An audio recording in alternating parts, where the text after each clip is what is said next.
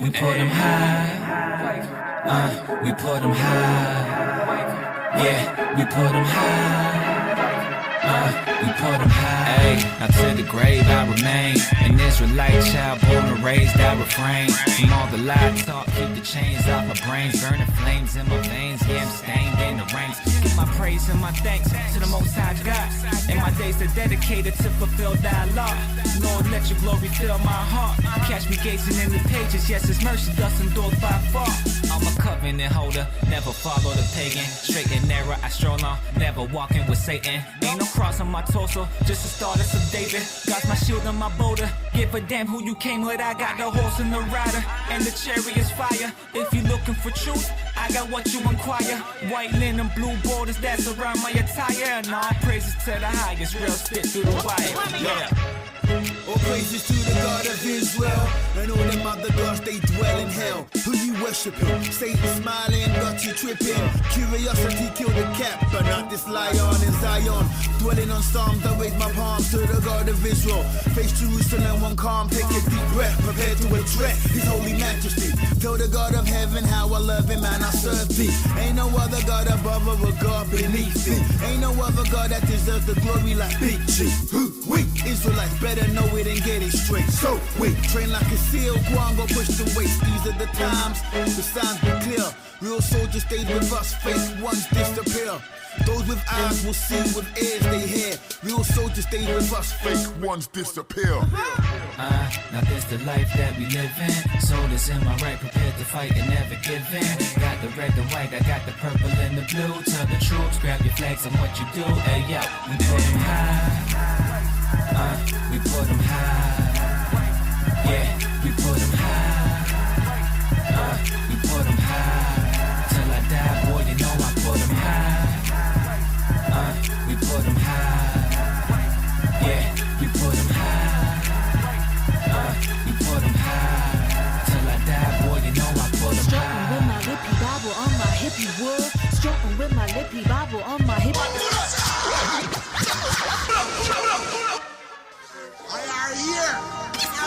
Strutting with my lippy Bible on my hippie, feeling kinda tipsy from the knowledge and whiskey that I'll be hearing. Swagger check, always rapper virtuous. Sometimes cuss but only cuss. Some haters always trying to mess with it. Peace, everybody. Are we good? We good on the mic? Peace, right. Everybody. Peace, brethren. How's everybody doing? Welcome to the Israelite Nation Worldwide Ministries, where we are the leading authority on biblical history and Israelite culture. Just know that the spirit of truth, it resides here with us. You can't find that nowhere else. So go ahead and if you in the chat, if you're watching this video, I'm gonna need you to put a thumbs up. I need you to like the video. Smash the like button. Absolutely. All the likes and all the views should be the same. Share, there should be comment. more views than likes. Right. Exactly. There's And a lot of people who definitely. like to come in and just be in and see from in the back, but they don't like to participate. All those people, man, we don't even put a like in the chat, man. Put a fire in the chat. Put your thumbs up. Put the sevens. All of that. Take the link, share it, Absolutely. because it's all about spreading the message. You know what I mean? It was said that this message will be delivered to the four corners of the earth, right? And how is this going to happen? It's crazy how we're living in these times where maybe back, what am I, 27 right now? So maybe 10 years, that's pushing it. Maybe let's say 15, in elementary school, when my grandfather would tell me these things, or you overhear, uncles and aunties speaking about, we got to spread this message to the four corners. Like, how are you going to do that? Right. You're going to drive to everywhere, you're going to fly. It's like, how are we going to do that? But when we're living in these times, we start to realize, like, this whole COVID situation is kind of a blessing in disguise, because it forces us now to deliver the message this way, right? Where it's internet is everywhere. Anyone with a click of a button could just click that and hear and see, oh, okay, this is what the word's about. So, man, it's the intelligence of the God of Israel. It just, things happen the way you don't even think it's gonna happen, right? Who would have thought that it's gonna be this way, that the word is reaching out? And best believe you can even go to the slums in Africa and you'll find somebody with a cell phone out there. Somebody with some internet connection or something. Yeah. So best believe this truth is definitely gonna be is gonna reach all the four corners of this earth. Yeah. So we are here at the headquarters, Toronto, Ontario, Canada, and we didn't even introduce ourselves. So I'm Jacob Malcolm. This is It's Chris Porter. Yep, and we are proud members of the Israelite nation, proud members of this organization, this headquarters, Toronto, Ontario, Canada. I was born and raised here, so it's a blessing. It's a blessing to be in front of the camera and to get a youth perspective sometimes. It's always good to throw a little flavor. So I'm happy to be here. And we'll just jump right into it, man. Yeah, let's not play We'll no jump games. right We're not into gonna it. beat around the bush. As some of you may be aware, some of you who might not be aware, we just had our 7th month, our holy month of Ethnem. It was a little different this year, I'm not gonna lie. Same thing with Passover earlier this year, March, April, around there. It was a little different, where we're normally used to coming together as a people and a family and celebrating and giving praises. And 7 days, I just couldn't look forward to coming here for 7 days, you know. And it's a little different this year because you have to keep it in your home. You know, granted, we tried the Zoom thing and the Skype, and you know, it was there, it was cool, but that to feel each other, touch each other, embrace each other, is a different feeling, right? So this year has definitely been a different year for us, but nonetheless, we still try our best to keep the ways and acknowledge, you know, our fathers, our Heavenly Father, the God of Abraham, Isaac, and Jacob. We try to acknowledge his days to the best of our abilities, given the circumstances, given our limitations, right? Absolutely. So You know what I also learned too with this whole COVID situation, and I know it's a lot of us may feel like it's an unfortunate situation to be separated from our family, being anybody that's not within your household and having to do certain spiritual practices without your brethren, without your spiritual family, right? But you find and you learn a lot about yourself whenever you're not around anybody. When it's just you and it's just you by yourself, you get to really sit and learn about the person within the mirror, right? That's looking within you in the mirror. And all these things is very important. Like, you got to think about, man, when you're around certain people, like everything is an influence to you. Even the people that you love, man, everybody's an influence to you. And sometimes you need some time to separate yourself so you can really understand the type of individual you are, right? If I was to strip away all the riches and say I take away all the subscribers, you know, we have Israelite Nation, we have our channel, we take away all the subscribers, take away, you know, all the riches, our homes, our you know, our vehicles, our cars, all the, you know, any relationships that we're dealing with, and it's just you. You know, who are you? You know, what type of individual are you? Do you change when you have these things, or are you the same person whether I have money in my pocket or I'm butt naked in the street? Who are you? Right. And that's the most important thing, man, especially when you're dealing with spiritual things. And it kind of brings you back, sorry to cut you off there, but it kind of brings you back, like, to biblical times, right? Where, you know, the land of Israel was vast. It wasn't just one little gated community where everyone was always seeing each other, and it's the temple, everyone's at the temple. This was places where people were living, you know, they'd probably come to Jerusalem, once a year? Yeah. If anything, if they were lucky, if they were able to, right? So you had to keep these laws in your own dwelling place, right? You had to keep these to the best of your abilities with your family in your home, right? Not everybody was circled around the temple. You know what I'm saying? So this kind of forces you to now you gotta really buckle down, because okay, I don't have my aunties, my uncles, my priests, my whoever to tell me to do this and to do that. Like, you gotta really take it and think about it and be like, you know what? This is the time I gotta look within in my heart and really execute to the best of my abilities, given the circumstances. Absolutely. Right? So now you kind of start to relate, and it's really easy to get lost. It's really easy, right? And now things start to come into perspective where you start to see, you know, where the children of Israel start to sway away and they start to turn, because when you're just out in the world and you're not centered around, like for me, my life has always been centered around this Israelite nation, and we always try to live as close to here as we can, because this is our source, you know what I mean? This is where we come together and we're all family here, and it's one name, one spirit that's here, right? Absolutely. And the more you try to, I guess, distance from that, you now start to kind of rely, you can't really so much rely on that bond that was here, right? So now you got to kind of develop one on your own outside. Absolutely. Where now you start to see, it's like, now, okay, wow, this is how they started to turn away and stray, because it's so hard to get distracted, right? It's so hard, you know, and man, you really got to be thankful, that we were brought up in this, and that, you know, we had those laws and those, I guess, morals of life that were pushed on you from a youth, right? So now you got to grow up in that. And now it's a bit easier for us, but it's still very challenging, right? Absolutely, man. So, well, anyways, that's got off a little topic, but I mean, like I said, it's not even off topic. Not even off topic, but it kind of all just swayed plays away a into little what bit. we're but about to get definitely, into. definitely plays in. All plays in. It all plays in to Yeah. what we're about to get into. So our 7th month, Ethnem, I guess we can jump into it a little bit where we can find it. If we go to Leviticus 23, and we'll start from 23. 23, that's easy to remember if anyone needs to jot that down. You know when you had those little cheat codes? Yeah, absolutely. Leviticus 23. Right. We'll jump right into it. Where are we at here? 23. And the Lord spake unto Moses, saying, Speak unto the children of Israel, saying, In the 7th month, in the 1st day of the month, shall ye have a Sabbath, a memorial of blowing of trumpets, a holy convocation. Ye shall do no servile work therein, but ye shall offer an offering made by fire unto the Lord. And the Lord spake unto Moses, saying, Also on the 10th day of the 7th month, there shall be a day of atonement. It shall be a holy convocation unto you, and ye shall afflict your souls and offer an offering made by fire unto the Lord. So let's kind of pause right there. How was your Day of Atonement, by the way? My Day of Atonement was marvelous, man. No Day of Atonement is ever the same. I come to realize, whenever you have an experience like that. So to get into what the Day of Atonement is, to be able to, for the whole day, right? And you got to think about it too. We talked about even the people that's around us, and we're going to get into it too, but it's really about your environment at the end of the day, right? And Day of Atonement, you're setting an environment for yourself, right? Because it's from even to even. It's from when when it's time for you to start praying, the sun is not even up yet, right? And by the time you're done praying, it's like the day didn't even pass, because once you go back outside, the sun is gone, right?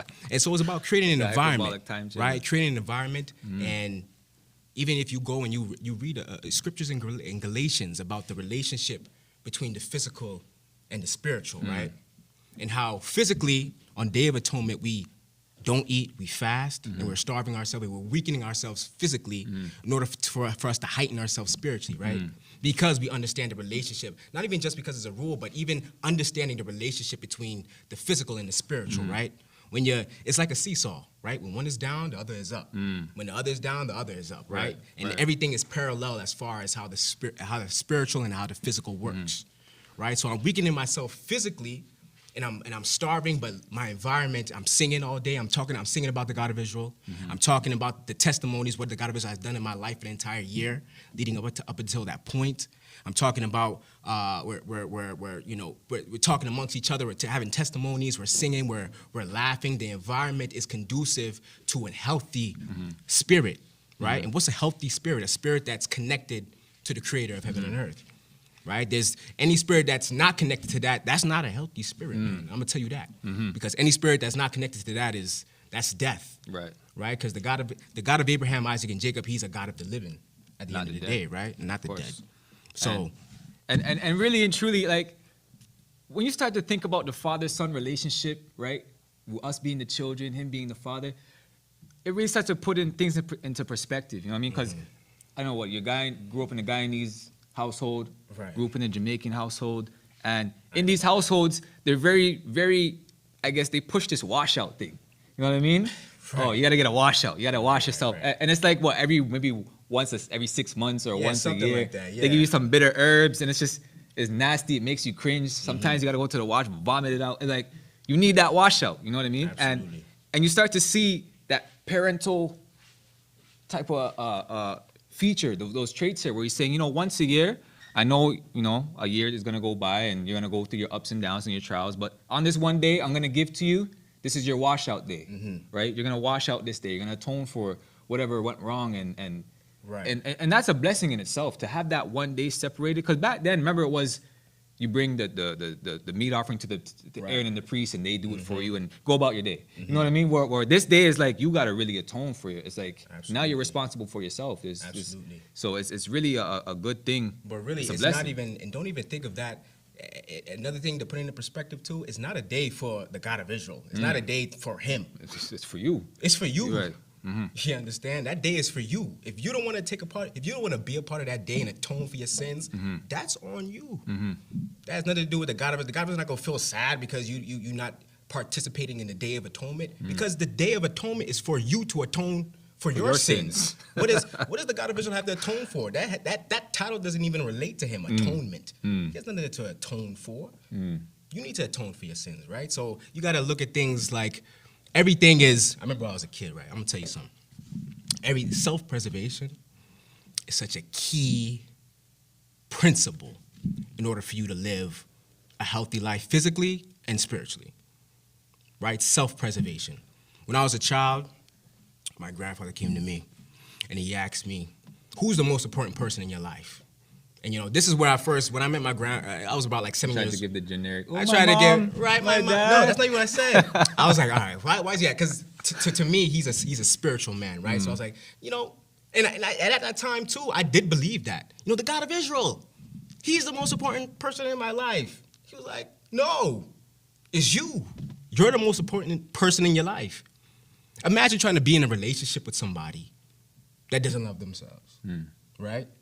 What type of turmoil you gotta go through because this person doesn't love themselves, right?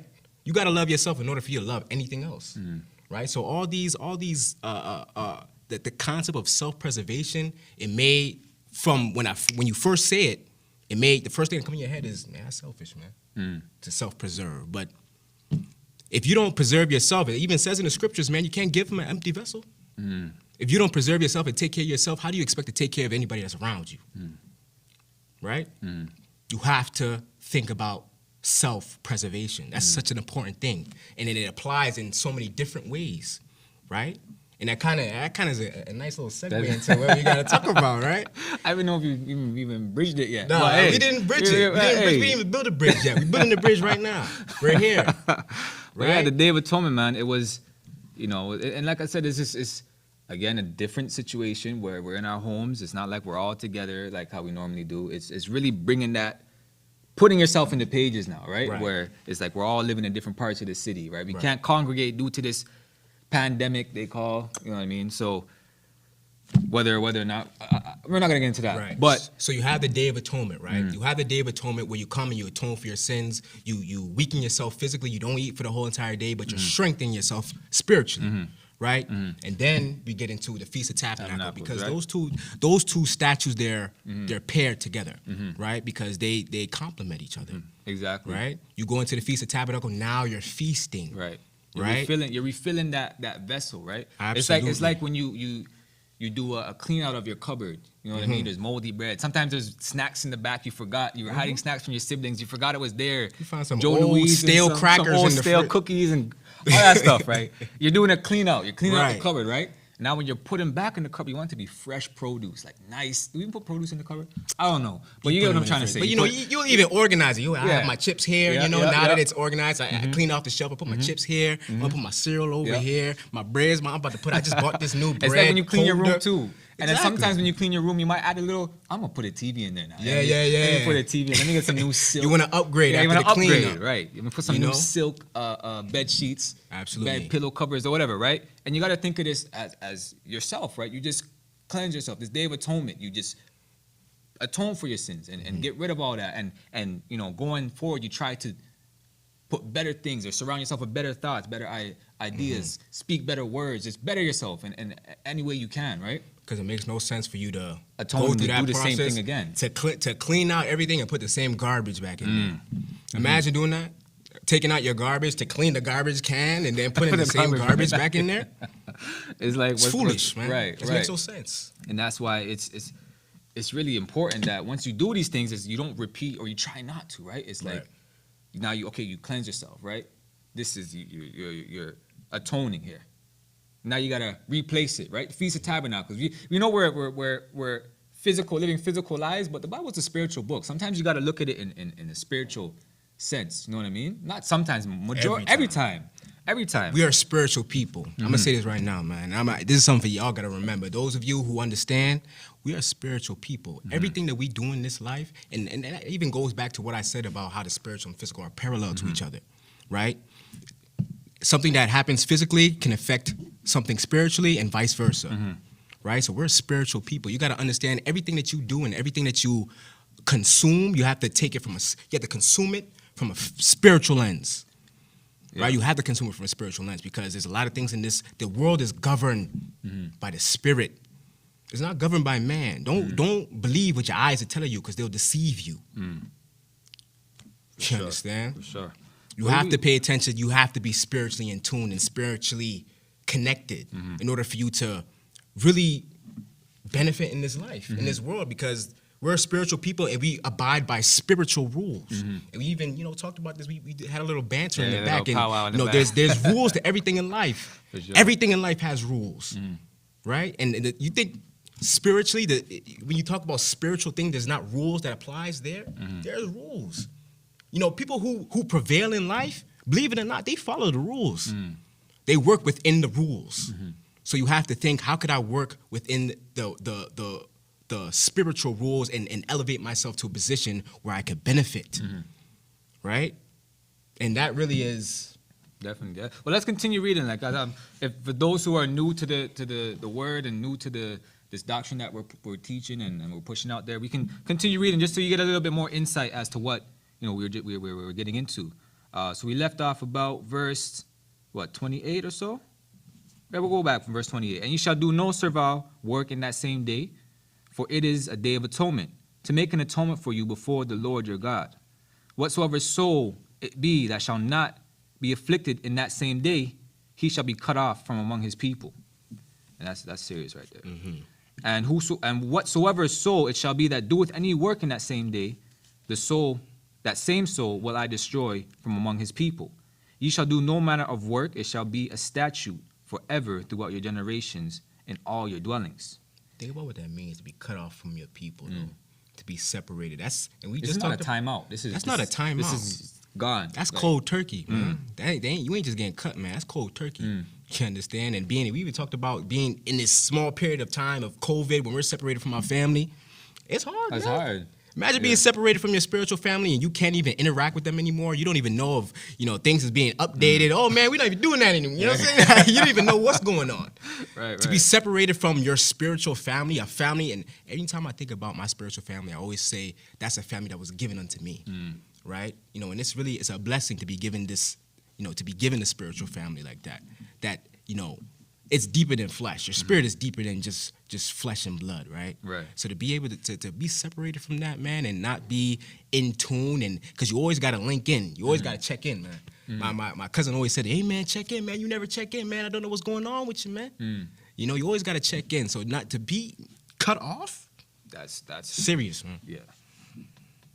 Where are we? 31, I believe? Yeah.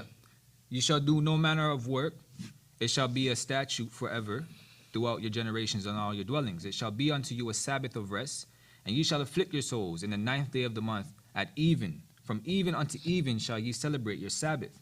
And the Lord spake unto Moses, saying, Speak unto the children of Israel, saying, The 15th day of this 7th month shall be the Feast of Tabernacles, for 7 days unto the Lord. So remember, you're saying it goes hand in hand, right? It's happening in that same time frame. It's like you're leading up to it, right? Absolutely. So there's steps to it. On the first day shall be a holy convocation. Ye shall do no servile work therein. 7 days shall ye offer an offering made by fire unto the Lord. On the 8th day shall be an holy convocation unto you. And ye shall offer an offering made by fire unto the Lord. It is a solemn assembly, and ye shall do no servile work therein. These are the feasts of the Lord, which ye shall proclaim to be holy convocations, to offer an offering made by fire unto the Lord, a burnt offering and a meat offering, a sacrifice and drink offerings, everything upon his day. Beside the Sabbath of the Lord, and besides your gift, and besides all your vows, and besides all your free will offerings, which ye shall give unto the Lord. Also on the 15th day of the 7th month, when ye have gathered the fruit of your land, ye shall keep a feast unto the Lord 7 days. On the first day shall be a Sabbath, and on the 8th day shall be a Sabbath. And ye shall take you on the first day the boughs of the goodly trees, branches of palm trees, and the boughs of thick trees, and willows of the brook, and ye shall rejoice before the Lord your God 7 days. And that, man, remember that? I was just talking about it, like that feeling when you're rejoicing for 7 days, like, and you're bringing all the stuff. So it's a community where everyone's coming together, bringing what they have, bringing all the goodies, the goodie bags, and you're all coming together. That's why I said this year just felt, it just felt like, man, that, like I'm saying, this what that you're used to experiencing, where you're coming together as a family and you're presenting the best of the best. It felt like it was missing, but still you try your best, right? Because now you got to try extra hard given the times, because we know this world, they're going to do anything to try and separate us from our God and try to separate us as a people. Right. They separated us. Try to divide us, right? So now, yeah, they got us divided in our own homes now, but is that going to stop us from still doing what we got to do? No. I don't know about you. Is that going to stop you? No, it's not stopping going me. to stop some people, though. Yeah. You understand? It's really like a test. You know, a lot of people is not a lot of people survive the fire when they go through it, man. They don't turn into diamonds, man. They just turn to ash. You understand? Some people don't. Some people need that connection. But again, like, and I reiterate what I said earlier, right, about who you are as an individual, right? Because a nation is built of individual people with their own individual relationships with God, with their own individual relationships with each other and their families, right? But we come together and we have a common spirit. It says we're one spirit, right? So to be able, you got to know who you are individually in order for you to be a part of that spirit. Because if your spirit is something different and you try to be, you're like, it's like one spirit plus, what's that extra toe over there? Yeah. You understand? So you got to be, exactly, it's off. You got to be in tune, man. Yeah, for sure, man. And where were we? Verse 40, you go to verse 41. And you shall keep a feast unto the Lord 7 days in the year, and it shall be a statute forever in your generations. Ye shall celebrate in the 7th month. And you shall dwell in booths 7 days. All that are Israelites born shall dwell in booths, that your generations may know that I made the children of Israel to dwell in booths when I brought them out of the land of Egypt. I am the Lord your God. And Moses declared unto the children of Israel the feast of the Lord. Right? So we know, we just touched a little bit on a few of them. We got tabernacles and whatnot. And, you know, here in Toronto, it gets a little chilly out here. It gets a little... not a little. It gets a lot chilly out here. It's what they say. It's brick cold. Brick cold out here. And you came from New Jersey, so to come up here and experience this, it's a different type of cold. It's a different type of cold. I mean, there's levels, there's layers. So the more north you go, it's a different type of cold, man. It's just a dry cold. It's just, and just don't come here in the winter. I'm gonna advise anybody. But you know, in this day and age, we can't really execute everything to the T the way we want to do it. You know what I mean? We try our best, but here and there, we have to compromise. We're in our land of our captivity, right? So, you know, where it talks about, I made the children of Israel to dwell in booths. You know what I mean? Where people will look at you, well, you're not in the tent, you're not in a booth or whatever, right?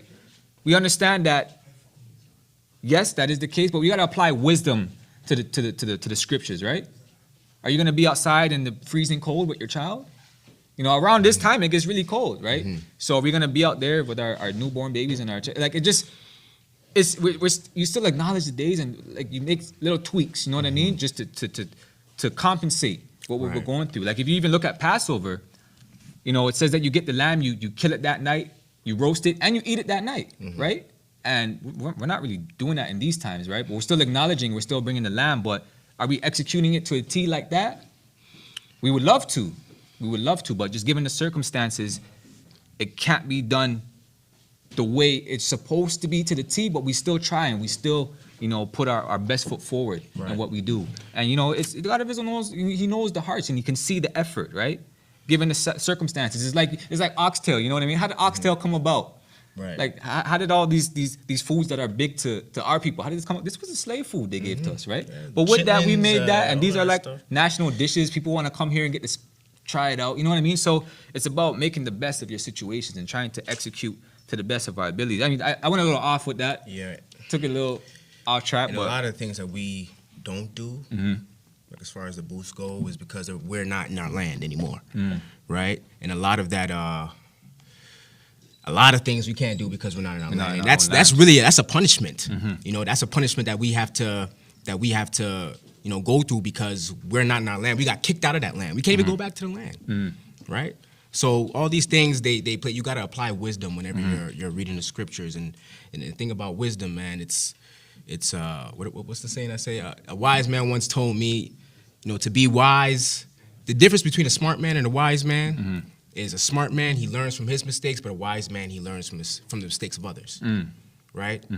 So in order for you to have wisdom, not a lot of people can learn from other people's mistakes. Everybody has to put their hand in the fire to know that it's hot. yeah, it's hot, right? Right? So that's like a God-given, that's something that's given from God for you to be able to have wisdom. That's what Solomon prayed for wisdom. You understand? So these things that we implement whenever we read the scriptures, man, and again, I'll say like I said in the beginning, the spirit of truth that resides here. For sure. You can't have wisdom if you don't have the spirit of truth. You can't have wisdom if you don't have the fear of the Lord. You understand? The fear of the Lord is the beginning of wisdom. Right. Right?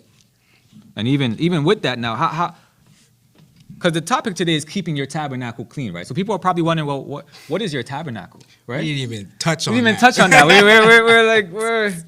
We just got our toe wet. We didn't even dive in yet. What is your tabernacle? What is a tabernacle? Let's first define what is a tabernacle, right? Whenever I think of a tabernacle, I always think about the days of old, right? Even the days of old, we could start there and start about what that tabernacle looked like when the God of Israel gave them instructions to build a tabernacle, right? So the tabernacle was a dwelling place for the Most High, for the God of Abraham, Isaac, and Jacob, for that Holy Spirit, right? And you even read, if you're going to read about the instructions that was given for the tabernacle. Best of the best. The fine linen. Scarlet. The gold. Everything that was Purple. put was a reflection of what was inside The the sweet tabernacle. spices, the Absolutely. smells, all that. It was Everything. the best of the best. All your senses are being engaged just by being there, right? So your tabernacle is a dwelling place, right? And I'll say it just like I was saying, I was talking to you earlier. Even when we talk about heavenly things, right? The heavens are a microcosm, or anything spiritual in that big of a way is a microcosm of. No, I'm sorry, that's reverse. Anything that happens here down on earth is a microcosm of what happens in heaven. Big word, man. Yeah. You gotta break that down for the boys. I'll say it's a.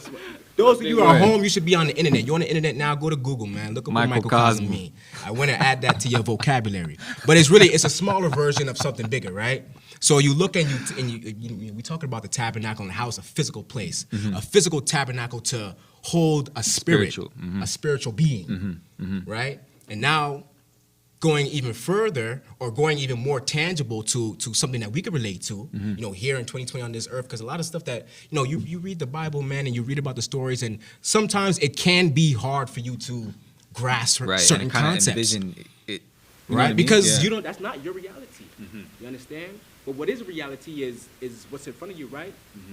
Your flesh and your blood, right? Right. That's your tabernacle. Every day right? you're looking in the mirror. Most people, Absolutely. everybody, let's say everybody, for the most part, who has access to a mirror, every day they're looking in the mirror and you're Multiple really times a familiar day. with your Multiple times a day. You be walking by, you see, not even the mirror, you be walking by downtown, you see a building that has shiny window, you be checking yourself. You be walking in the parking lot, there's a car to tint in, you're checking, look in the you know what I mirror. mean? So, you know what I That's mean? good, So- man. You see, self-love is such an important part, man. You gotta love yourself, man. Gotta love yourself. And tabernacle. So your tabernacle is a dwelling place. It's a dwelling place. right? All So the this time, vessel yeah. that we have is a dwelling place for the spirit that resides within us, right? Because there's three levels of man. There's the spirit, there's the vessel, and then there's the soul. Vessel being your flesh, your Your body. vessel being your flesh, your body, Yeah. right? So your tabernacle is your flesh that houses your spirit. If I want to give you something to relate, think of your vessel as a car, and who you really are is the person inside the car. You're driving the car, right? You're not the car. You're the person that's driving the vehicle. So you always gotta, and again, we said it before. You gotta think of things as spiritual in a spiritual lens. So don't even think of yourself as this body, but you think of yourself as a spirit Right. operating In the body. in the body, right? So what do you do to maintain this vehicle that you have, right? I just bought a Lexus, man. Oh, I spent $5,000. But listen, it's an IS 250, man, and it has about like but it has about like 200,000 kilometers on it. But those You know cars, what's funny though? hold it. Okay, Those okay. cars, they run forever, man. But they run forever if you take care of it. You have to take care of the vehicle, right? Because if you don't take care of the vehicle, what's going to happen to you if you don't take care of the vehicle, just abusing the vehicle? You could be good within the vehicle, but then the vehicle crash. Right. You on the highway. Now you outside the car looking like, man, what do I do? You got to call people. You got to do all this stuff. Now you in that unfortunate situation CAA. because you didn't take care of your vessel, man. Right? So That's a good. People can relate to that. I know people can relate. I know a lot of you who've been on the Relate to side of that. the road.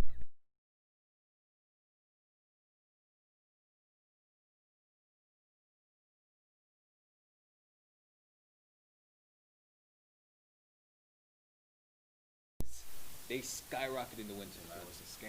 I'm not even man. going to get into that, bro. Anyways, but let's jump a little bit into that. Like your flesh being your tabernacle, right? Let's jump a little bit into that. Let's go to I got it written down here, Mark 14.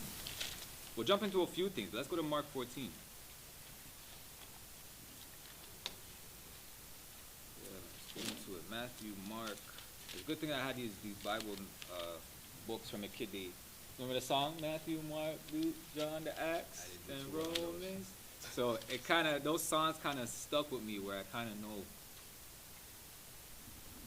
where to go. All right, so we're going to go to Mark 14.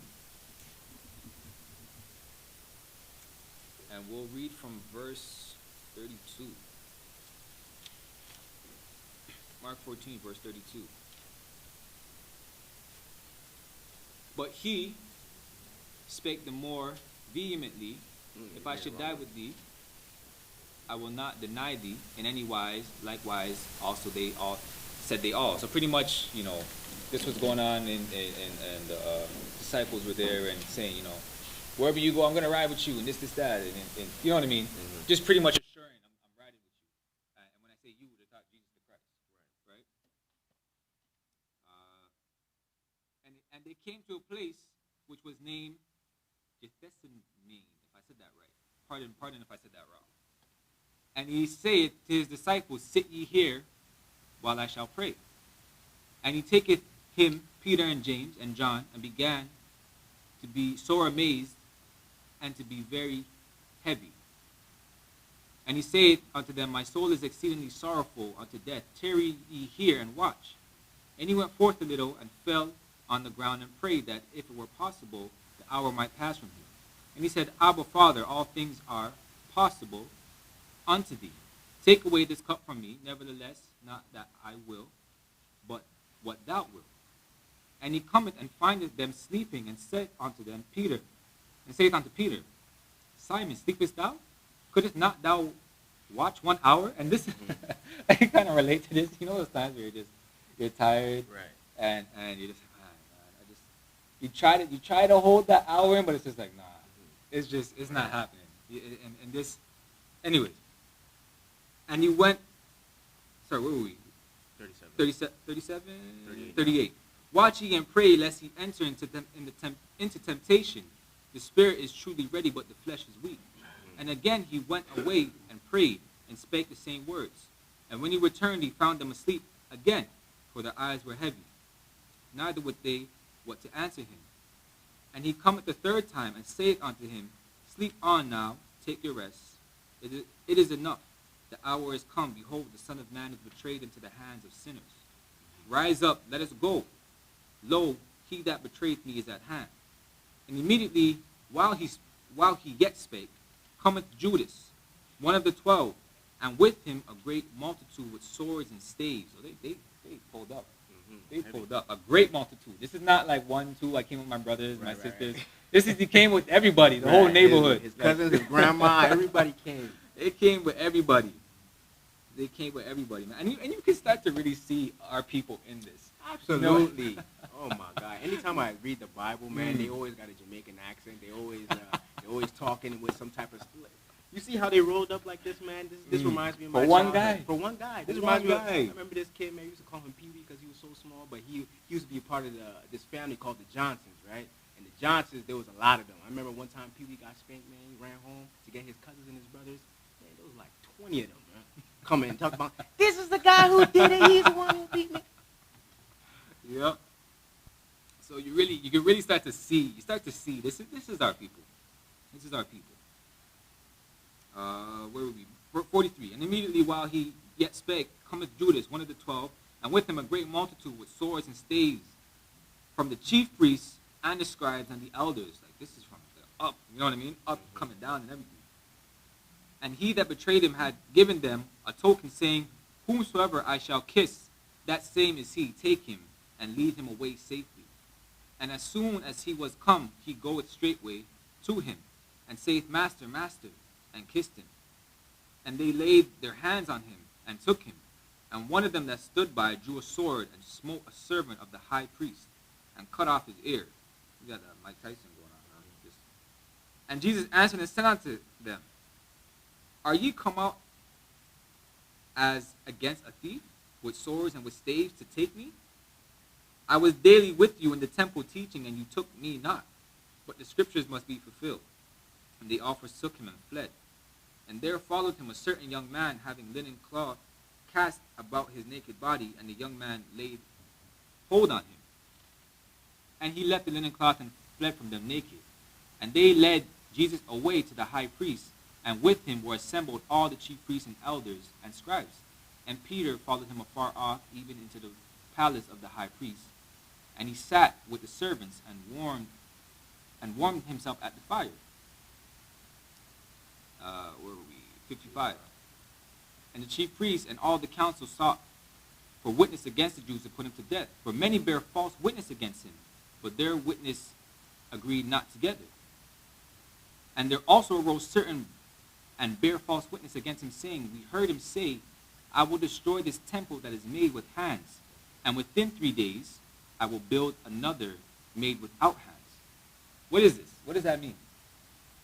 Build a temple with hands. So I work in construction right now. To build anything with your hands, you're going to need a brick, you're going to need mortar, you're going to need concrete, you're going to need a whole lot of things in order for you to build it with your hands. But when they're talking about, where's the verse where it talks about, what verse is it?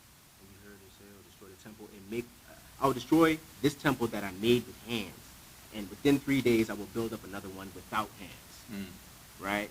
So, I don't know about you, but you can't build anything physical without your hands. Right. You need your hands to build something physical. But physically, this temple is going to be breaking down in something spiritual. So again, the parallel between physical and spiritual. So something spiritual is going to be risen up again, right? Right. And we know that. There's a song we say, I build a house out of wood and stone. Right. I build a house out of flesh and bone. Sounds like a horror movie. Right. Build a house out of flesh and bone. What is that? Sounds like a... But therein, the God of Israel sits upon his throne, right? So, what is this talking about, right? We know that it wasn't the physical temple that was broken down, right? But we know what happened with this particular being, Jesus the Christ. We know that his body, his temple was broken down, right? And in 3 days, it was built up again, without hands, right? So, it puts into perspective that the tabernacle as well, yes, it's a physical place, right? But as well, you are a tabernacle as well. You are a place where the Spirit of the God of Israel should dwell. Absolutely. Right? Yeah, a dwelling place. If you're going to put a definition on it, a tabernacle is A dwelling place, right? It's not just always a building or a construction of some sort, right? It's a dwelling place. You got to be That's mindful really of what it where is. you're dwelling. So you got to be mindful of the conditions of where you're dwelling. You got to be mindful of who resides there, who influences that area, who owns that area. You understand what you allow to go in, who you allow to be within that space, right? Because it's your tabernacle, right? Anybody who's within your, even in your vicinity, on your property, man, they have to have some type of jurisdiction to be there, right? You're the landlord. You got to look at it like that. If people are not supposed to be on your property, man, you're supposed to kick them off. You understand? And even to further back this up, we're going to jump into another scripture, right? Just to give a bit more context as to what we're trying to portray today, right? So if we go to 1 Corinthians 6, we can read the whole chapter, but I feel maybe let's go to verse 15, just for sake of time. So know ye not that your bodies are the members of Christ? Shall I then take the members of Christ and make them the members of an harlot? God forbid. What? Know ye not that he which is joined to a harlot is one body? For the two say he shall be one flesh. But he that is joined unto the Lord is one spirit. Flee fornication. Every sin that a man doeth is without the body. But he that committeth fornication sinneth against his own body. What know ye not that your own body is the temple of the Holy Ghost which is in you, which ye have of God, and ye are not your own?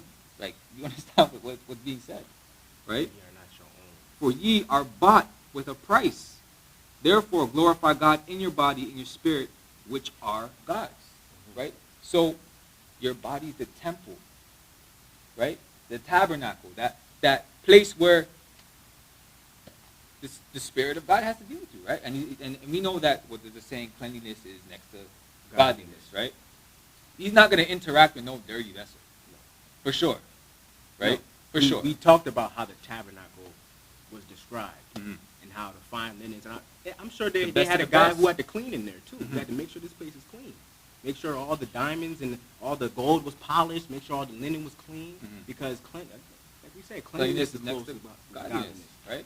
Right. So the same way there were certain instructions given to keep the actual tabernacle, where all the 7 branch candles was in there and the spices and the same thing was given to our bodies to maintain, right? He gave us certain rules, certain things we should eat, certain things we shouldn't eat, certain things we're supposed to stay away from, right? Why? Because he didn't want us to dirty ourselves, right? Because we're supposed to be the holy people unto him. That's how how is he going to communicate with dirty people? You gotta think of Like, who is even gonna dwell in a dirty place. What type of person is gonna be in a dirty place? If your vessel is dirty, what type of spirit is gonna reside next to you, or even try to get inside because they feel like they're gonna be comfortable within there, right? So all these things you gotta take into consideration, and it's a beautiful thing too, because you see it's not even like we're talking about something that's completely imaginary. Like you got to think real hard to make it tangible within your mind. Like you have a lot of things out in this world. We're inside of a building right now. Just think of it as you're inside of a building. You have so many things to remind you about. And even if you have a building, if you have a property, you got to make sure you upkeep that property and maintain it. Because if you own it, because best believe, man, if you own something, you're gonna take care of it. You know, you only don't care. You only dirty up and you don't care about things that you don't really care about, or you didn't pay for, or you're not supposed to be in.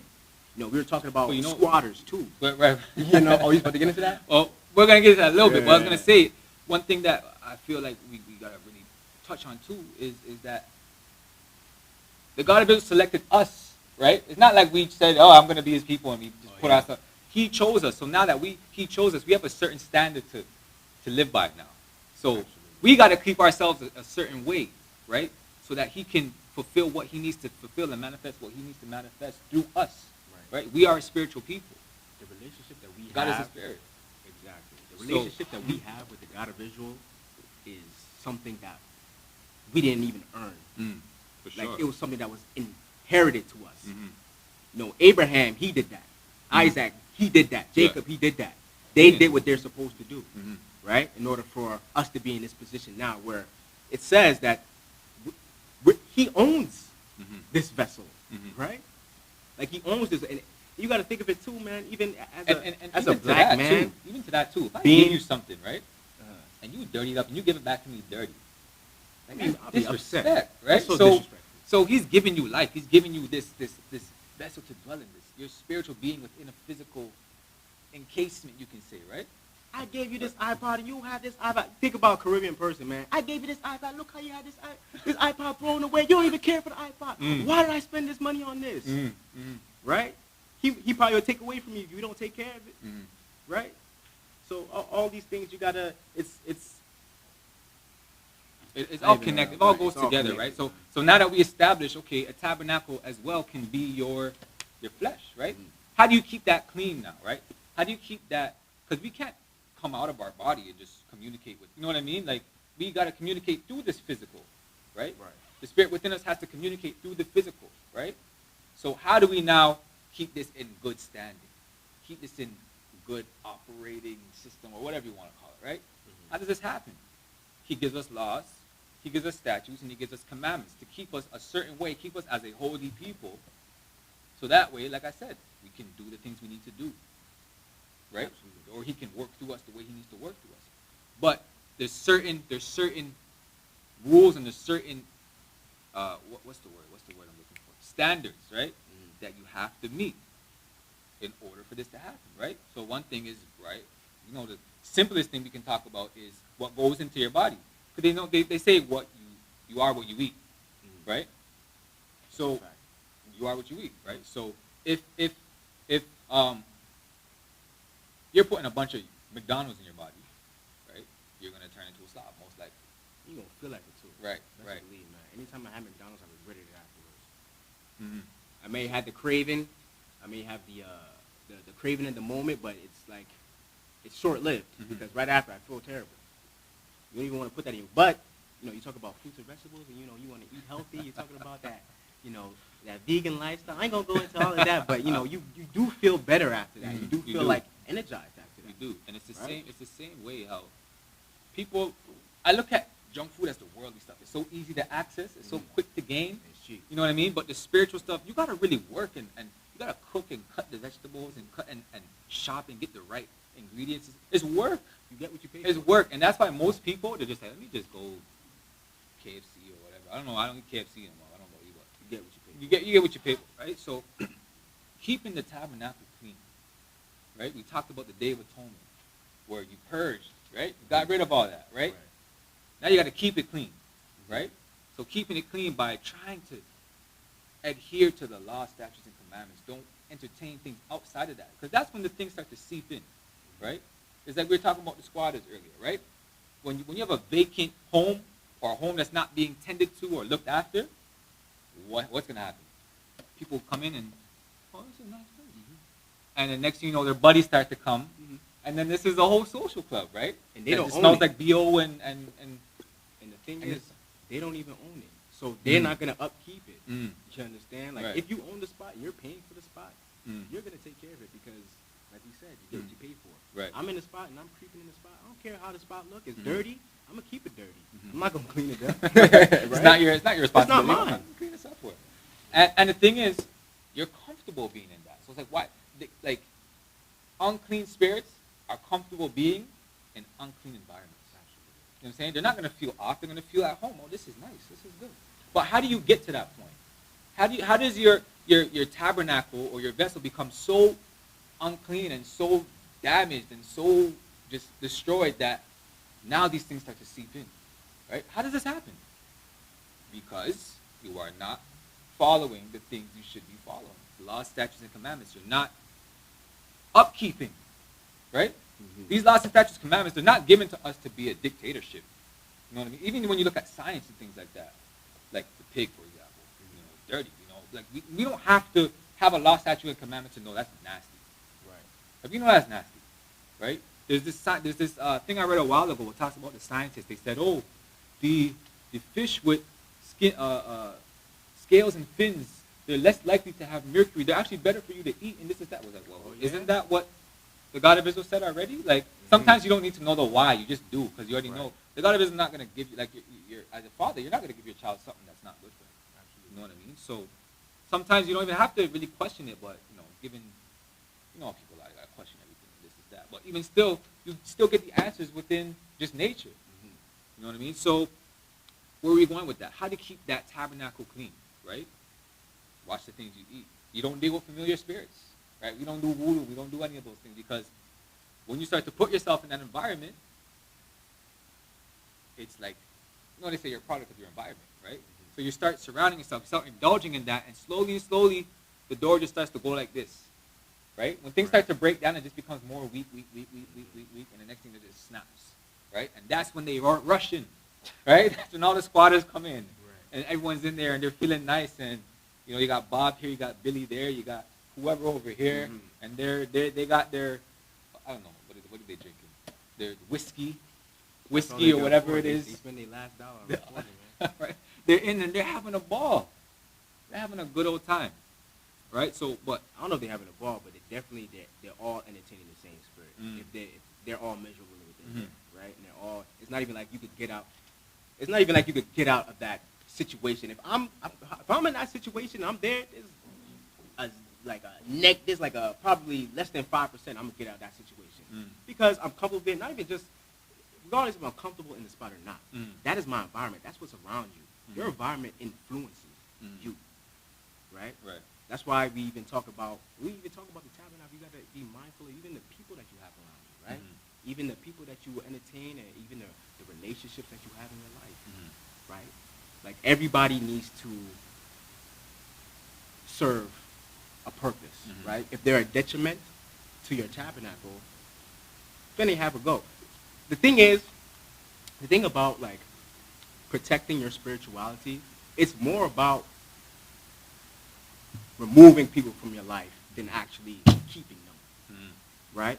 You see how the God of Israel operates.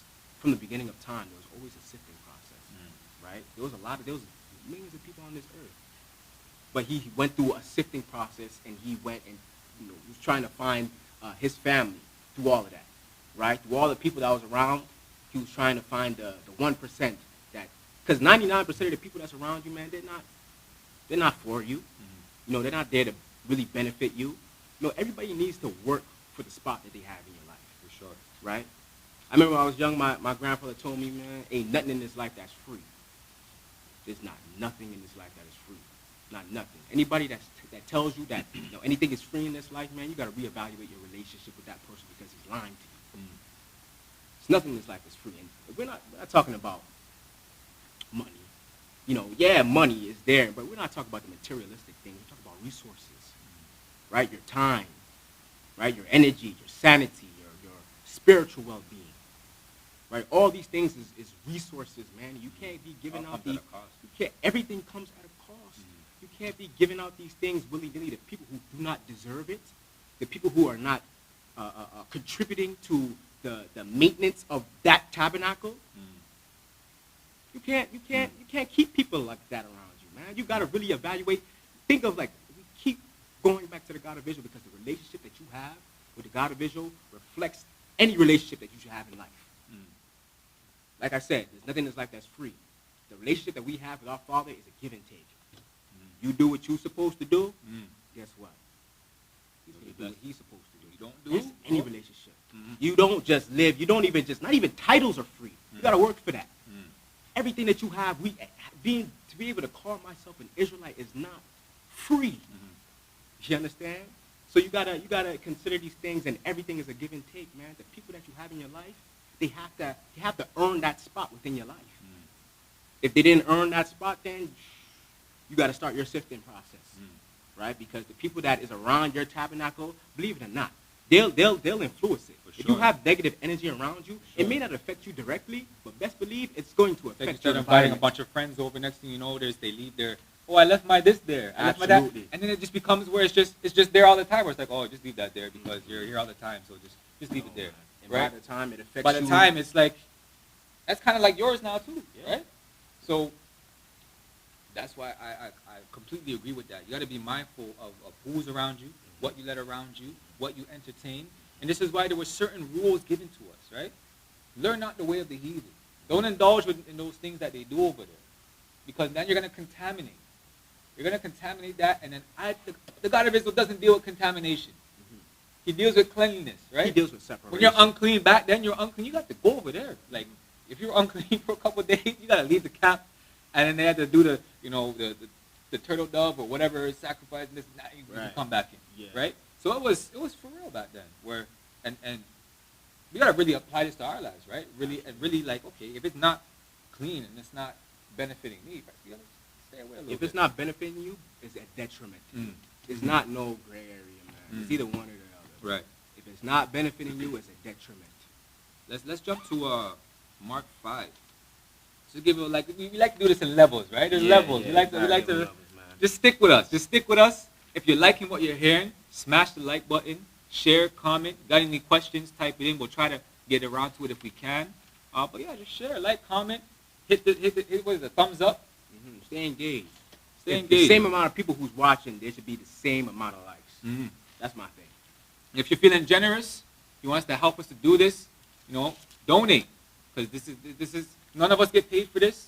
We're doing this out of all of our this is our time that we're giving, right? Right. But our the resources, right? The money helps us to get mics and to get cameras and to help us to spread this word. So if you're feeling generous, help us. Yeah, right? to provide the very best content for you guys. Right. Man, and upgrade everything that's around here. Upgrade our mics, upgrade our cameras. For sure. All this stuff is 4K. for you.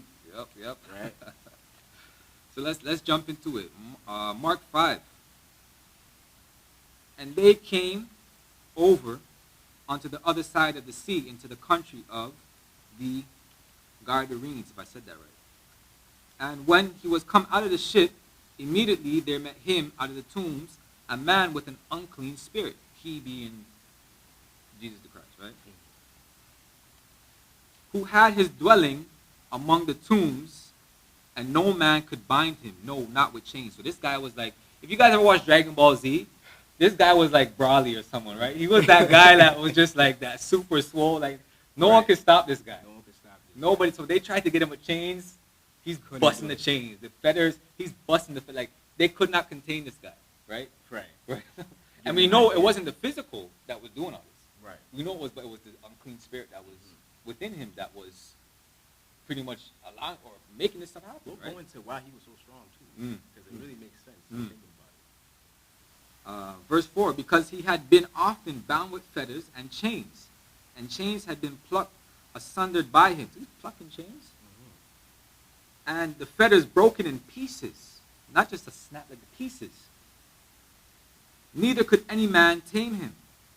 And always, night and day, he was in the mountains and in the tombs, crying and cutting himself with stones. And he saw Jesus afar off, and he ran and worshipped him, and cried with a loud voice and said, What have I to do with thee, Jesus, thou Son of the Most High God? I adjure thee by God that thou torment me not. For he said unto him, Come out of the man, thou unclean spirit. And he asked him, What is thy name? And he answered and said, My name is Legion, for we are many. Like, how does this happen? How do you get to this point? To have a legion To within have a you? legion in you, right? But we're talking about the squatters, right? Right. It's the same thing, The right? same concept. This man, for whatever happened, whatever he was doing, it led to this. And not even, and because of what was happening inside of him, look what he was doing to himself. He was in there, he was crying and cutting himself with stones.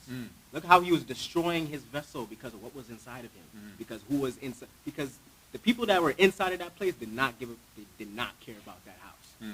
Right? For sure. They did whatever they went. The toilet broke. Oh man, I guess man, we we gotta just went on the floor, on the use the bathtub. floor. You know? Right. All right, so what leads up to this point, right? Let's read on. Verse 8 again. For he said, Come out of him, come out of the man, thou unclean spirit. And he asked him, What is thy name? And he answered, saying, My name is Legion, for we are many. And he besought him much that he would not send them away out of the country. Now there was nigh unto the mountains a great herd of swine feeding. Now this is key. You gotta watch this. And all the devils besought him, saying, Send us into the swine, that we may enter into them. That's what they wanted. That's where they wanted to go. Why would these unclean spirits want to go with the swine? Right? And then you go back to Leviticus. Right? Let's even jump there. You go to Leviticus now. It's not all out of our mouth, man. We read from a book and we govern ourselves based on the instructions that was given to us. Right. Leviticus 11. Leviticus 11. Verse 1. And the Lord spake unto Moses and Aaron, saying unto them, Speak unto the children of Israel, saying, These are the beasts which ye shall eat among all the beasts that are on the earth.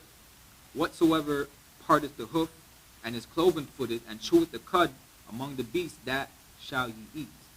Nevertheless, these shall ye not eat of them that chew the cud, or of them that divide the hoof, as the camel, because he cheweth not the cud, but divideth not the hoof. He is unclean to you.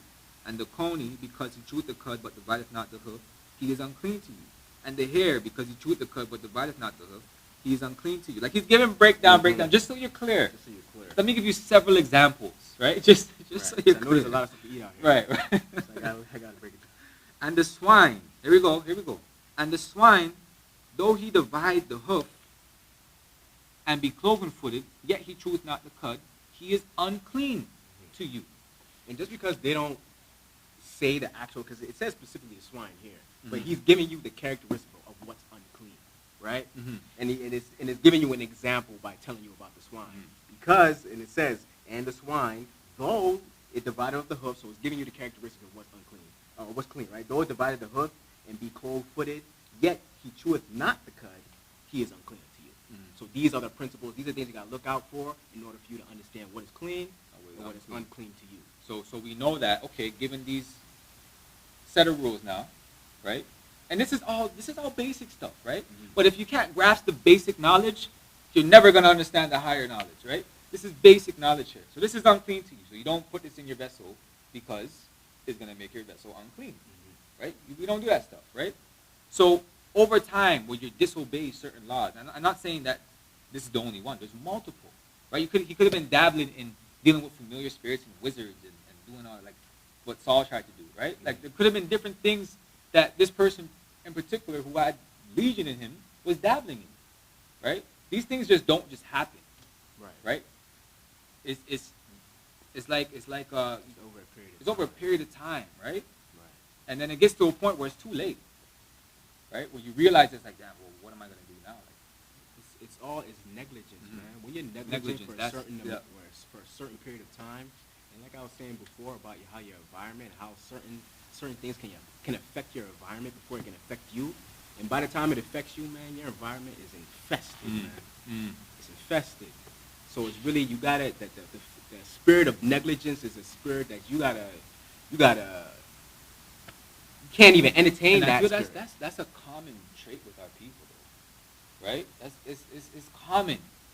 You start to see, I don't know.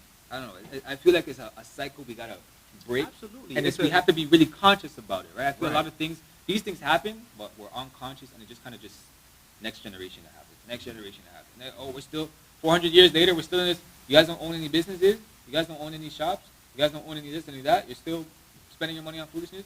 It's a continual cycle, right? Recycling, and that's something that I feel really lies heavily with the children of Israel, heavily. Well, let's jump back to where we were. Mark 5. We'll read again from verse 10. And he besought him much that he would not send them away out of the country. Now there was nigh unto the mountains a great herd of swine feeding. And all the devils besought him, saying, Send us into the swine, that we may enter into them. And forthwith Jesus gave them leave. And the unclean spirits went out and entered into the swine. And the herd ran violently down a steep place into the sea. There were about 2,000 and were choked in the sea. You understand? Like, that's a lot. Like, we're not talking 5, 6, 7, 8. With 2,000 swines? And me is like, what is swines even doing there? 2,000 of them? Right? What is it? Like, what do you mean? Okay, maybe a few to clean up around the place and whatnot, but 2,000? That's a whole business going on right there. You know, that was his dwelling probably, place. yeah. That's where the man was dwelling at, right? He was surrounded by swine. Man. And then you go and read on, and they that fed the swine fled and told it in the city and in the country, and they that went off to see what it was that was done. And they come unto Jesus and see him that he was possessed with the devil and had the legion sitting and clothed in his right mind, and they were afraid. Right? So this guy he's back to himself now. That's what I'm saying. This didn't just happen, right? He was somebody before this happened. Absolutely. How did it get there? Right? Over time, negligence, what you were saying, disobedience, not taking care of that tabernacle. Now you're not taking care of that dwelling place for your spirit to dwell in. Now other spirits are gonna, the door's open. Let's comfy in here. It's an unclean spirits there, and it didn't say just spirit, right? It said unclean spirit. So an unclean spirit living in you, you got to be unclean for it to dwell in you and feel comfortable. And not just one. Legion, right? This is multiple. And he said it was about 2,000. All that swine. And all the swine, well, I don't want to get ahead of what we're reading. But legion spirit and the 2,000 swine that they wanted to go. Okay, throw us in there, right? So we know that this is a pattern, right? God of Israel said certain things we don't deal with, right? Why would these unclean spirits want to go into those things that they was told not for us to deal with? Yeah. Right? If you can't put 2 and 2 together there, like that's really, that's really sad if you can't really put that together and see that something's off. But then in the churches nowadays, right? Just blessing and eat it. Right? Who's blessing it? Blessing it and eat it. Blessing and eat it. You're blessing the unclean thing that was said to be unclean. How are you blessing it and turning it clean? How are you doing that, right? And now you're putting that in your vessel, your tabernacle, and you're damaging it, right?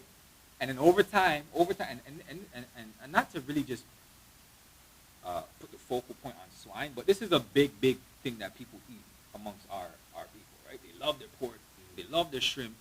What else? They love their chicken, or whatever the case may be. I mean, like, you know what I mean? So these are very, very top-notch things in our people. They love the swine. Love the pork, right? So it's like you continue to feed yourself with that, right? You continue to feed yourself with that, and on top of that, now you're going to the church that's built on, sometimes, a lot of the cases, a graveyard, or there's a graveyard around it. You know that a graveyard is an unclean place. Right. So it's just uncleanliness wherever you go. What you put in is unclean. Where you're going is unclean. So it's like Destined for failure. it's destined for failure. You're not taking care of that Destined tabernacle. for corruption. You're putting bad things in you, and you're putting yourself in bad situations. You know what I mean? So ultimately, what's going to happen? These things are going to seep in. These unclean spirits are going to seep in, right? So taking care of your tabernacle, and it's so perfect because, like I said, Day of Atonement. That's the day where you get rid of all the, the little dirty things that are here and there, All right? the imperfections. All the imperfections. You're doing It was the said, cleaning. detailed cleaning, right? And it was said, walk before the Lord thy God and be thou perfect. That's something that we got to strive for every time we get the chance, right? Every day that we step out of our bed and we breathe, and we got to try every day to let me just add a little bit on today. Let me just add a little bit on the next day, right? Walk before the Lord and be thou perfect, right? So we know that it's definitely what do you call it? Those things. It's progressive, right? It's progressive. But back to the Day of Atonement, you're cleaning that out, and now you're putting back in new stuff. You're trying not to repeat that, right? Because if you keep, it's just going to go downward. If you keep repeating that, those things you're not Isn't that supposed to be doing. the definition of insanity is completely doing the same thing over and over and expecting different results, right? So keeping that tabernacle clean so that when it's time, he can operate through you. The God of Israel can operate through you because you're clean, right? And get it? Yes, people would like to say, "Oh, you're thinking physical. You're thinking yes, because we are spiritual beings dwelling in a physical body. We got to take care of it, right?" There's rules, man. There's rules to everything. There's rules to everything. Physically, you go out and you can go. There's a speed limit that you got to follow. I'm gonna say it again, man. I feel like I'm just saying the same thing over and over again, man. Everything we deal with here is a microcosm. You think there's rules and you have to abide by a certain speed limit. You can't do this. You can't do that. There's rules and everything here. There's not rules in the heavens. There's not rules for you to apply spiritually. It's all the same, man. Anything that you can expect, anything that you're doing physically, you could just flip that over into a spiritual lens and apply it that same way. Just like how you would take care of your home and your property, the same thing spiritually. You got to take care of your vessel and make sure that the people that are around you, that are influencing you, are people that are dedicated to your mission, right? Dedicated to maintaining that property. You understand?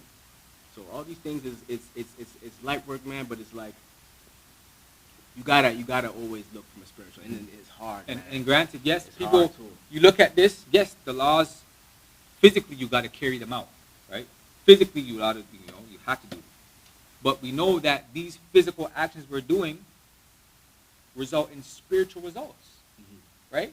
So we know the physical comes first in terms of carrying out things that we need to do, right? And even like if you was to have, you don't even know what your duty is in life, man. You don't know what job, what responsibility is going to be given unto you, man. It's all about preparation and preparing yourself for whatever job is going to be bestowed onto you, whatever responsibility you're going to receive, right? And if you're in a position where everything is, you're not even taking care of yourself, you're not.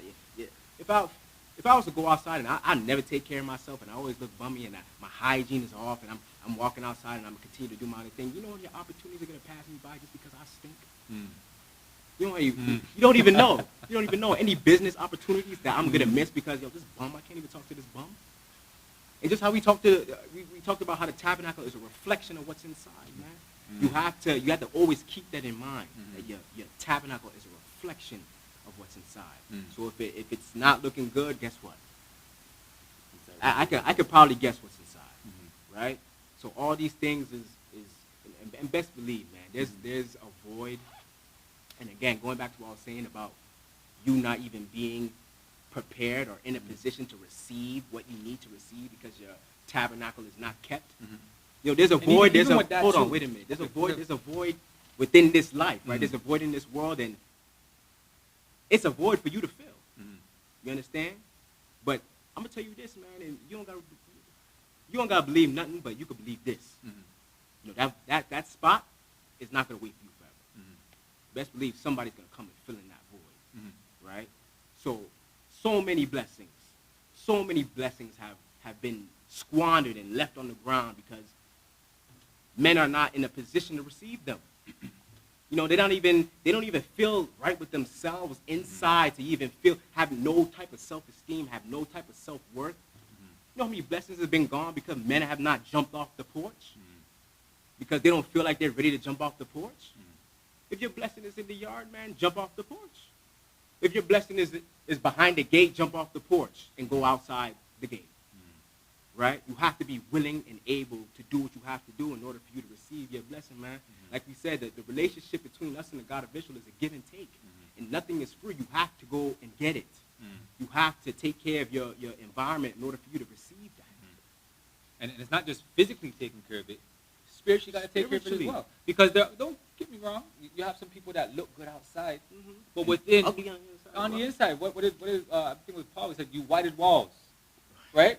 Like, just pretty much you look good on the outside, but on the inside, you're dead bones and man's dead bones and stuff, right? You're walking so dead. There's a wrench in the game now where it's like, okay, we touched on the physical, right? Also spiritually, right? You have to take care of yourself too. The two go hand in hand. It's a balance. It's life a balance. is about finding and maintaining balance. That's what life is about. You know, you can't be a no extreme. It's not easy to. You ever tried to balance on anything? Yeah. You can't be too much to the left, left, too much to the right. You gotta find that right. You gotta be focused, right? Anytime you feel like you're comfortable, man, you'll find yourself leaning on one side. Right. It's like you know, you got a new car, right? You can't put the wrong gas in the car and expect it. You know what I mean? Although it looks nice outside, you're putting the wrong thing in it. Destroy the right? engine. So at the end of the day, like it goes hand in hand. So you gotta take care of the physical and the spiritual, right? But doing them, it requires really much the same the blueprint, pretty much. The same blueprint, and that blueprint is the laws, the statutes, the commandments, the ways we are told to live our lives. That is the blueprint, right? We can't deviate from that. Right. Other people can. Other nations can if they want. Like it said that we're bought. We're owned by somebody. Right. But us, right, guys like me and you, we can't deviate from that. I mean, you can if you want to, but you'd be dumb, like knowing the consequences. If you deviate from that, what's going to happen, right? So it's silly. It's silly. So we got to really, really fine-tune and really start taking care of this dwelling place, right? Outside and inside. So that way it's all one smooth machinery. It's one smooth operation, right? So when it comes that time, we don't know what we're going to be called upon to do. But when it comes that time, if you're not ready and you haven't kept yourself, you haven't been in your scriptures, you haven't been, taking care of yourself, watching the things you eat, if you haven't been praying, occasionally doing your fast, if you haven't been doing any of that, you're not going to be ready when that time comes. You're not going to be prepared. You're not going to be prepared. And that's one of the worst things that you ever been called upon. Ever been called upon in class, and you didn't read the book before? They don't even have the textbook. Can I borrow your book, Stephen? You've been called upon in class where you're not ready to give that answer, and you just look like a fool in front of everybody. I have a couple of meetings, I'm not going to lie. You try to go on Google and just summarize, and okay, so what happened in this chapter? And this. I just know that this character and this happened with this. You just get the summary, right? But you didn't go in depth, and you didn't get those answers. You didn't thoroughly go through it, line by line, precept by precept, like it's said for us to do, right? And when it comes that time, and you're called upon, and you didn't do your due diligence, it's like, well. And then the teacher's just like, oh, okay, forget you. Let me ask this student, right? And then you just feel like, damn. And everyone starts to laugh at you. Everyone will call you nicknames or whatever the case is, right? And it's unfortunate because it's not even like you're incapable. Right. It's not like you're incapable of preparing yourself and getting yourself in a position where you could have read in front of the class, man, if you had just read the book. You understand? And you knew you had to. That's the worst part is you knew you had to read the book. Right.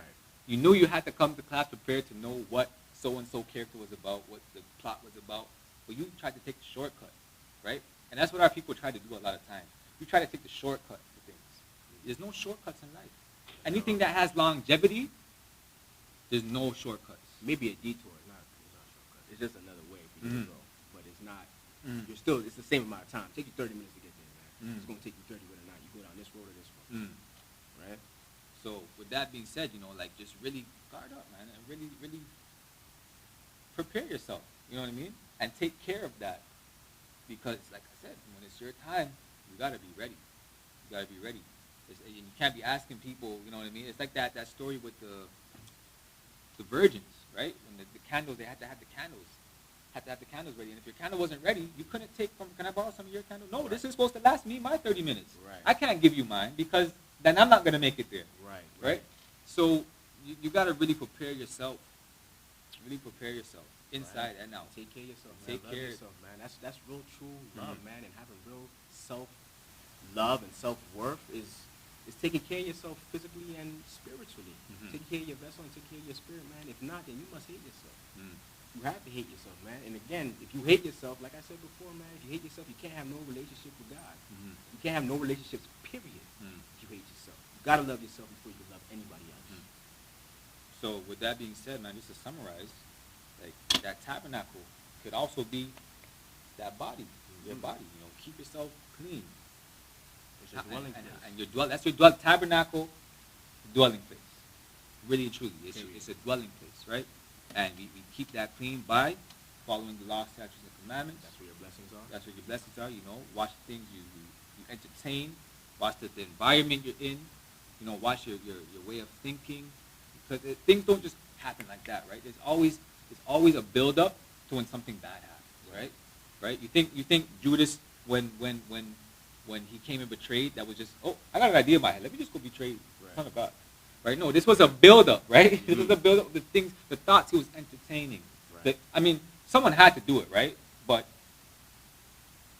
like, did it have to be him? We don't know, right? We don't know. We don't know, but someone I had don't to even do it. think that far. Man. I just think that's just how it's supposed to be. There's no coincidences in life. Everything has to go. But how it at the end of the goes. day, it gets to that point, you get to that state when you entertain things that are not of the God of Israel.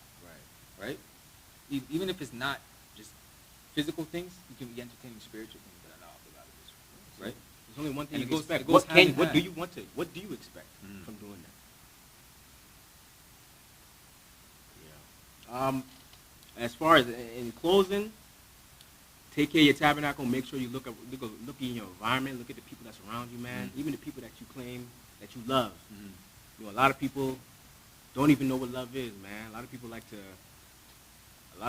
to say that they love somebody, and they'll be in a situation.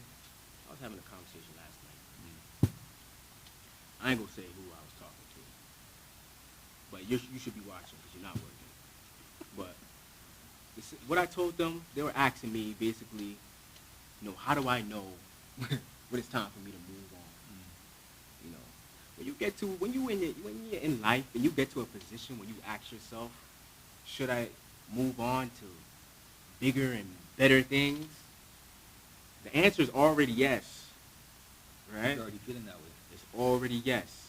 And people like to put themselves, they like to stay stagnant in the situation because, you know, especially, a lot of people like to look for telltale signs, right? They like to, but you already got a telltale sign, but you're just looking for something definitive, right? You got to be in tune with yourself spiritually and certain things that is given unto us. Even I was telling you about the spirit of discernment, being able to have, that's a blessing, man. And people would disregard that and listen to somebody who has flesh and blood, man, over something that was given to you by God, a sense of discernment. People are out here they have no idea. Ignorance is bliss for them. But you get a gut feeling and you're going to disregard that, man. And it's not a one time, it's a multiple. It's a multiple. You're going to get it a couple times. I need another sign, right? The people in your life, people will use you and abuse you. Just like even the people that are here who are watching. You guys are not here to, you guys are here to receive something, right? And if you don't get what you receive here, then what are you going to do? You're going to leave, right? That's the same thing with any relationship. And it's not good or bad. That's just reality. That's just what it is. That's just and you have to accept things for what they are, right? And you have to maneuver life that way. So, Definitely, man. I think we got some good meat today. I think the audience, if you guys like what you're hearing, comment. If you guys have any questions, we'll try to get around to them. If we almost have a couple minutes, we'll try. But if you like what you're hearing, thumbs up. You know, share it. Put some fire in there. Put some sevens in there. Sevens. All of And that. and this is, you know what I mean. We try. me and Chris, we got similar styles. Now we try to make everything relatable to real life situations, right? To real life things that go on, right? So this is something that's not tangible to you. You can really grasp onto this and really say, yo, that makes a lot of sense, you know. Absolutely. This is not fairy tale stuff. This is not what if or this or maybe this is a for sure thing, right? You don't have to get smacked in the back of the head by life in order for you to get it. You know, sometimes it's all about humility. That's what lacks within our people is humility. You gotta humble yourself and get down and really, you know, understand what you're supposed to do. Understand what's in front of you, man. Understand the value of what's in front of you. Right. A lot of times, even on this platform, you know, we give a lot of tools out. You know, we give a lot of tools, and people don't even understand the value of the tools that is given. Right? You say you can't speak about heavenly things with somebody who doesn't even understand earthly things. Right. People, you think if I spend $5K on a machine and I give it to somebody, they're gonna have the same appreciation for that machine as if they bought it. Right. Right? Or even this, if I give them a machine and they don't even know how to operate the machine, they don't even know how to work the machine. What's the chances of them breaking that, or even not even getting the full potential of that tool? Right. You understand? That's how you gotta look at life like that, man. And you gotta use your head. Everything that we read in this book, man, it's logical. You gotta be right with yourself, because if you're not right with yourself, you can't take care of the godly things, right? You can't go in the altar. You can't go in the holy of holies. You can't take and care of take anybody. Care of that stuff, right? You can't take care of no one. You can't be that. You can't do that if you're not right with yourself, right? If you're not taking care of this inside and out, you can't live out your purpose. The duty of man is to serve God of Israel. That's our duty and our purpose.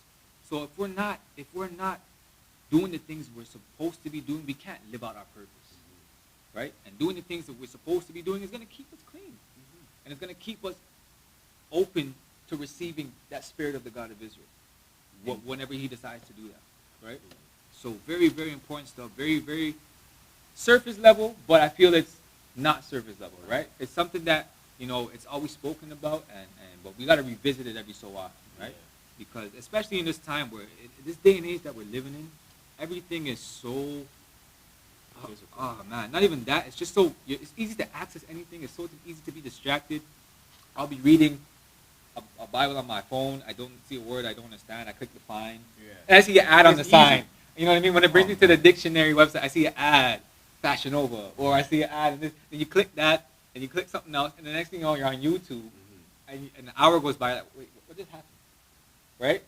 So it's so much information. It's so much, it's hard to sift through everything. It's something that even, especially in these times where we see that it's getting heavy. It's so easy to see. Yeah, it's getting heavy, and we really got to get right with ourselves. So, man, take care of yourself, and really do your due diligence. Do your research and how to take care of your physical body and your spiritual body. Do your due diligence. The relationship that you have with the God of Israel is a healthy relationship that you're going to have with yourself. Because the love that you have for Him is really a love that you have for yourself. Because the God of Israel is not going to have you, you know, doing all these things and following His law, statutes, and commandments and doing all of that, and you doing your part, and He's not going to do His part in blessing you. You understand?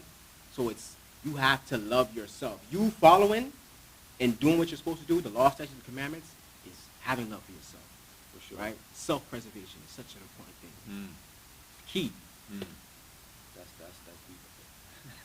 That's a big stuff right there. Self-preservation. And man, especially, like I said, these times that we're living in, is more important now than ever.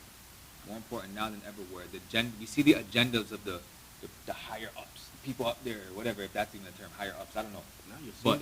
But you see their agenda, you see the things they're pushing. You see the things, like, well, I saw something the other day, Jews, people who claim the Jews not wanting to be circumcised and stuff like that. I say, well, hold on. Like, they're trying to, this is supposed to be God's people, trying to rebel their laws, you know what I mean? Right. And a lot of our people think that's God's people, right? Oh, those are the Jews, right?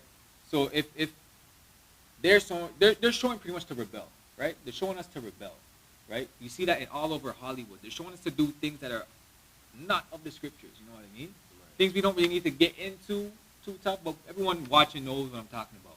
The things that we're seeing on the TV, the things that they're teaching in the schools, Everything is designed to take our minds off the word of the God of Israel. Right? And in doing that, in not, that leads to what? The self-preservation you were talking about, right? You can't preserve yourself if you're not following these ways. Right? You might think, some people think, they're good. I'm good by myself. I'm good. Ignorance is bliss. And then sooner or later you're gonna realize, no, you're not. You're not, really and truly. Right? But I always say time tells everything, right? Sometimes I feel like Elijah, right? We're like, well, my God he'll show up. Don't worry. When it's time, we'll see who's who. We'll see who's who, right? I'm gonna be honest, I really don't care. I feel like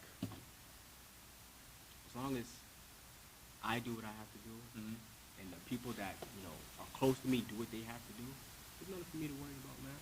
There's no reason for me to be upset or emotionally invested in what other people are doing. They're gonna, anything that's in the dark is gonna come to the light, right? The truth stands on its own, and that's a fact. That is a fact. Whether I live to see it or not, man, whether I live to see the truth revealed or not, it's gonna happen, man. I just gotta make sure that I do my part, and you gotta make sure that you do your part for yourself. For sure. But I believe that's our time for tonight. I had a blast. I haven't been on one of these in a while, so it's good. It's good to get in there and get in the ring and spar a little bit. Oh yeah. So I'm glad I can be here. Tune in tomorrow.